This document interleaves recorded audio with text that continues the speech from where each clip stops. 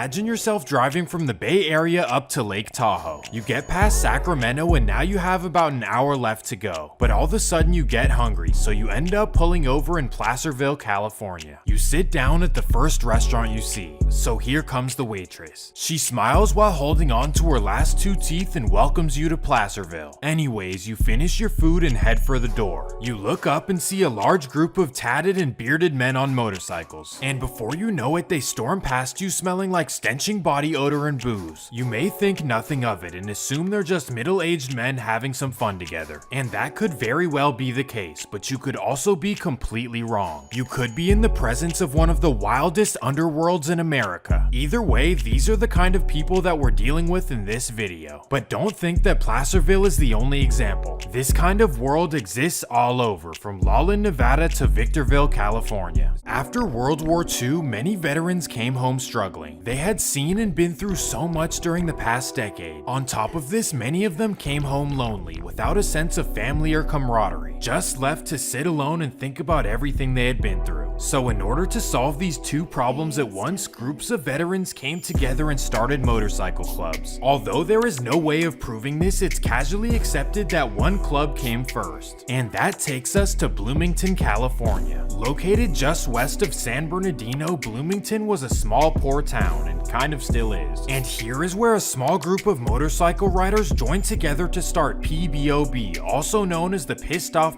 of Bloomington. The idea was to be fierce, somewhat rowdy, and to use this as an escape from the confines of society. And after them, a handful of other motorcycle clubs formed as well. The guys were definitely rebellious, but many will say that they weren't doing anything except riding around. So because of that, no one really had a problem with them. Yet. And that takes us to July 3rd, 1947. Starting in 1930, the Northern California city of Hollister hosted an annual motorcycle racing event on July 3rd and 4th. Thousands of people would come from all over the West Coast to watch and show off their bikes. At the time, Hollister's population was only 4,500 and they had a grand total of 7 police officers. That meant that the entire event was patrolled by 7 people. But at the time, this wasn't a problem because things were always peaceful. However, 1947 would bring a new presence to Hollister. After the event, all of the motorcycle clubs congregate at the local bars and restaurants. And for whatever reason, after a while, everyone began bumping heads. The legend says that the Market Street Commandos of San Francisco got into it with PBOB, the classic NorCal versus SoCal rivalry, even in 1947. Well, unfortunately, this set the tone for the rest of the night. Complete chaos ensued and the reckless behavior would not stop until the morning of July 5th. That was 2 straight days of madness and only 7 officers to mitigate. They completely trashed the town of Hollister and the whole thing became national headlines. Although the situation was crazy, the newspapers vastly exaggerated and scared civilians everywhere. This was the mainstream world's introduction to motorcycle clubs. Nothing but negativity attributed to their way of life from the very start. And it only made it worse that 2 months later on Labor Day, the same thing repeated itself in Riverside. This time between PBOB and a local rival called the Outlaws. The Riverside event made a lot of people upset with motorcycle clubs once again, even to the point where the Riverside sheriff called them out for being rebels. In response, the American Motorcycle Association responded by saying that 99% of the members are good people. The statement was laughed at by everyone, even the bikers themselves. And this is when they started calling themselves the 1%ers to represent the 1% who aren't good people. And this identity caused a lot of issues because the clubs became completely lawless. It got to the point where some members were fed up, even a top leader of PBOB. That would be a man named Otto Friedli. Otto was fed up with the direction that PBOB was taking, so he quit the club and started his own. On March 17th, 1948, Otto met up with a group of friends to organize their own motorcycle club. They sat down to find a name and a man named Arvin Olsen made the first suggestion: